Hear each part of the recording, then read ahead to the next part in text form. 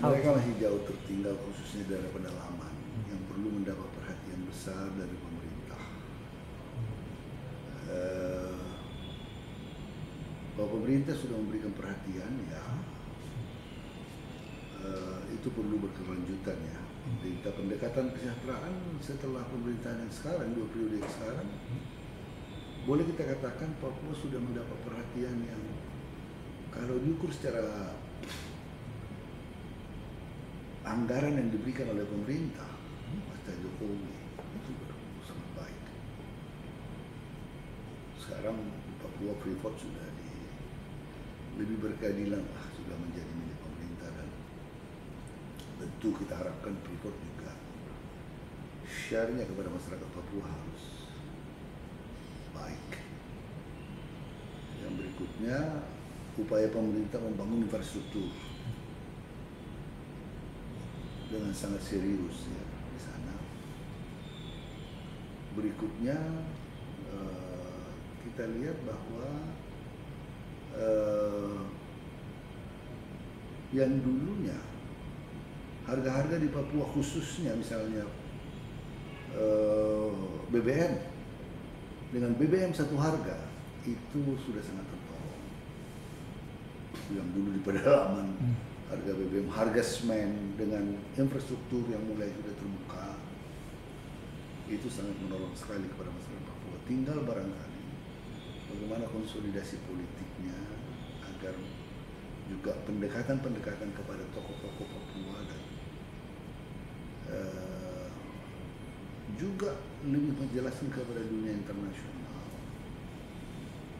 bahwa apa yang dilakukan pemerintah sudah berjalan dengan baik, bahwa tidak sempurna pasti. Kita masih mendengar OPN terus, dan itu menjadi PR besar pemerintah. Tetapi kalau program pembangunan ini khususnya SDM ya juga di samping infrastruktur juga peningkatan SDM itu menjadi sangat penting. Rekrutmen orang Papua asli dalam PNS ada affirmative action. TNI, Polri, bahkan di Kementerian Hukum dan HAM kita juga membuat affirmative action walaupun ya harus tidak sekaligus, harus bertahap karena kemampuan anggaran kita. Kalau dalam berpemilu, Bang? Masih perlu banyak perlu banyak perhatian kita di dalam perdebatan tentang noken dan lain-lain itu. Saya kira perlu mendapat perhatian agar kalau sistem noken tetap dengan cara yang lebih baik, tetapi secara perlahan itu harus harus dikoreksi. Tapi kita lihat kesiapan kultur masyarakatnya seperti apa. Ya. Dan pendidikan politik masyarakat perlu di dalam berpemilu, ya kan, dalam memberikan hak suaranya kepada para wakil rakyat. Peran partai politik tentunya menjadi penting untuk berperan dalam melakukan pendidikan politik dan sosialisasi tentang pemilu. Yang sering kalau kita lihat dari pengalaman sering ada ekses-ekses yang tidak kita harapkan. Dari pemilu ke pemilu kan sudah jalan di Papua, tapi Ya. masih ada aja gerakan pengen Papua merdeka, separatis. Ya, mestinya kan perbuatan kekuasaan dalam pemilu. Iya, jadi kan yang kita berharap sebetulnya kalau OPM itu ya masuk aja dan mereka merebut melalui jalur-jalur demokrasi yang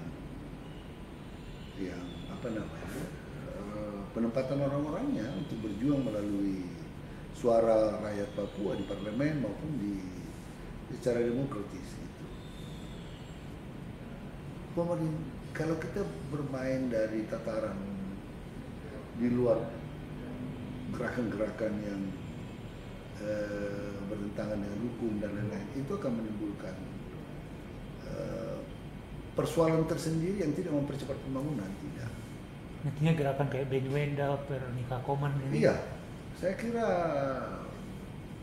datang dan lihat dan bersama-sama dengan pemerintah untuk membangun gitu. Dan mereka belum tentu terkoneksi ya dengan masyarakat Papua yang ada di sana. Banyak yang belum out of touch dan belum melihat realitas yang ada. Sebetulnya seperti apa? Buat contoh misalnya teman-teman di daerah Pasifik, ya banyak yang kalau setelah datang ke Papua melihat kenyataannya justru apa yang kita lihat sekarang dari segi infrastruktur dan perhatian pemerintah, dari segi anggaran, dari segi ini cukup baik sekali, cukup relatif baik, dan kalau dibandingkan daerah lain membuat iri juga. Benarnya, gitu. termasuk pemekaran. Iya. Tapi Ya. kan sekarang kan isu HAM itu kan sering Ya, digembar-gemborkan jadi lewat ini kan digital. soal Paniai sedang kita sudah adakan sidangnya di Makassar. Pemerintah ditolong untuk menyelesaikan persoalan itu, tetapi kan harus betul-betul mempertimbangkan banyak hal dalam soal itu. Kita akan terus memperhatikan faktor HAM. Seberapa sulit sih Bang untuk menghadapi persoalan HAM yang diamplifikasi atau diperbesar di media sosial gitu? Karena Ya, kan Abang kan di biasalah dalam media sosial kan semuanya bebas bebas berbicara, dan di media sosial itu satu orang membuat viral bisa dengan fakta atau tidak fakta itu bisa menjadi persoalan tersendiri kan, interpretasinya kepada orang-orang gitu. Apakah benar keadaan itu di lapangan? Belum tentu. Kumham sendiri punya ini nggak Bang, semacam diplomat atau orang-orang yang menjelaskan gitu bahwa ini loh pelanggaran HAM itu sebenarnya seperti apa sih? Ya, kalau kan kita punya Direktorat Jenderal HAM bersama-sama dengan Kemenko Polhukam, bersama dengan Kemendagri dan institusi yang ada, kita bekerja terus memperbaiki, terus mencoba sensitif terhadap faktor-faktor itu, di faktor-faktor yang menyangkut hak asasi manusia di Papua. Ada nggak menjadi perhatian khusus atau memberikan perhatian ke persoalan di digital gitu? Bisa aja kan dalam kenyataannya tidak seperti itu di digital. Iya pas. Kalau saya tidak terlalu ya, tetapi pastilah berita yang mengenai Papua masuk di berita mainstream, tetapi pasti juga masuk di digital, pastilah itu. Media sosial. Pastilah.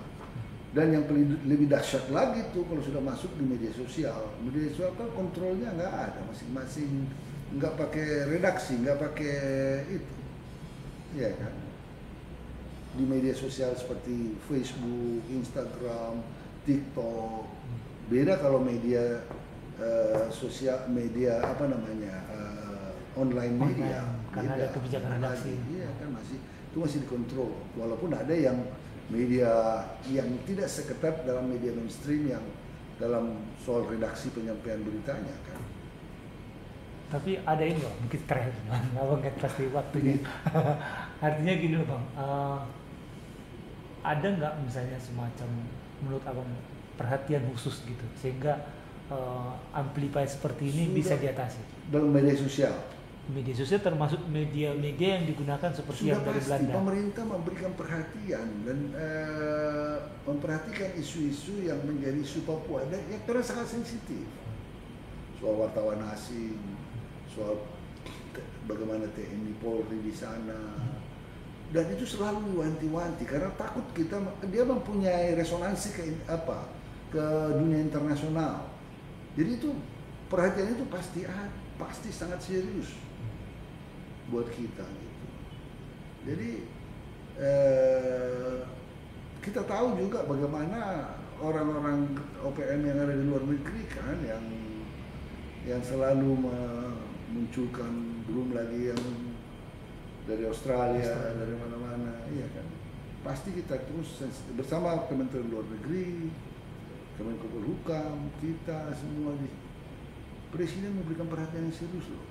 Saya rasa Presiden sudah melakukan kunjungan paling banyak salah satu provinsi di Papua. Karena perhatian beliau terhadap Papua. Dan kita harapkan pemekaran yang ada sekarang bisa mempercepat proses pembangunan di sana. Karena rentang kendali pelaksanaan pemerintahan akan menjadi lebih pendek. Dan anggaran bisa lebih terkonsentrasi untuk dibangun. Siap. Oke lah, saya harus jalan ini. Siap Bang, makasih Ya. banyak banget Ya. luar biasa Bang Iwan. Oke. Thank you Ya. banget ya Bang. Aku Oke Bang. apa soalnya? Siap. Mana? Udah jalan. Iya Bang. Nanti orang itu bilang. Iya. Makasih ya Bang.